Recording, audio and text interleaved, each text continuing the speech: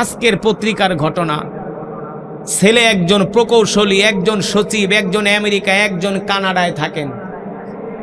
একজন কানাডা, একজন আমেরিকা, একজন প্রকৌশলী, একজন সচিব,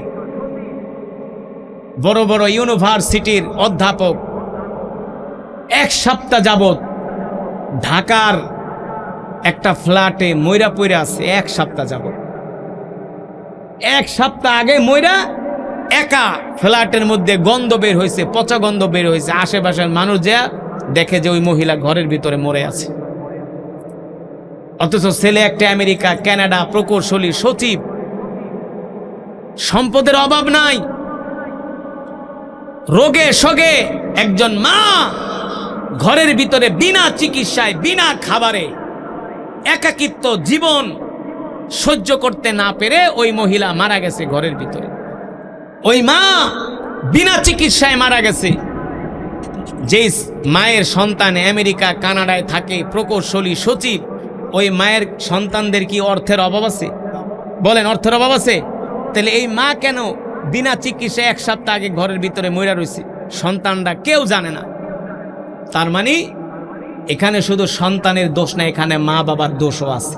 কারণ মা বাবা সন্তানকে ধর্মীয় শিক্ষা দেয় নাই, দ্বীনি শিক্ষা দেয় নাই। যদি দ্বীনি শিক্ষা দিত তাহলে আজকে মায়ের এই করুণ পরিণতি হতো না। ঠিক কিনা বলেন? আপনারা নিজেরাও নামাজ পড়বেন, সন্তানদেরকে হাত ধরে ধরে মসজিদে নিয়ে যাবেন, সন্তানকে ধর্মীয় শিক্ষা দিবেন, দ্বীনি শিক্ষা দিবেন। দেখবেন সন্তান আপনার মুখের দিকে তাকায়ও কথা বলবে না, আপনাকে সম্মান করবে, শ্রদ্ধা করবে। এই জন্য নিজেও নামাজ পড়বেন, সন্তানদেরকেও নামাজ পড়াবেন, মসজিদে ধরে ধরে নিয়ে যাবেন। রাজি আছেন ইনশাআল্লাহ? রাজি আছেন ইনশাআল্লাহ? টাকা পয়সা, অর্থবিত্ত আপনাকে শান্তি দিতে পারবে? পারবে না। শান্তি একমাত্র আল্লাহ তাআলার হুকুমের মধ্যে, শান্তি একমাত্র আল্লাহ তাআলার হুকুম মানার মধ্যে। আর আসমানের নিচে জমিনের উপরে আল্লাহর সবচেয়ে বড় হুকুম হলো কি? 5 ওয়াক্ত নামাজ।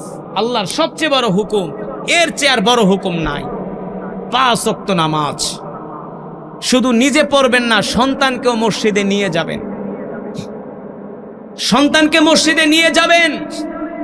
এই সমাজে কিছু মানুষ আছে সন্তানকে নামাজ শিক্ষা দেয় না, দ্বীন শিক্ষা দেয় না। আপনি মারা যাওয়ার পরে আপনার সন্তানকে যদি নামাজ শিক্ষা, দ্বীন শিক্ষা না দেন, এই সন্তান আপনার কবরের কাছেও যাবে না। কথাটা মনে রাখবেন, শুধু কবরে দিয়ে আসবে, আর খবরও নিবে না। কবর ভাঙ্গা চিরা পড়বে আপনার মুখের উপরে, বুকের উপরে, কোনোদিন সন্তান আপনার কবরের কাছে যাবে না।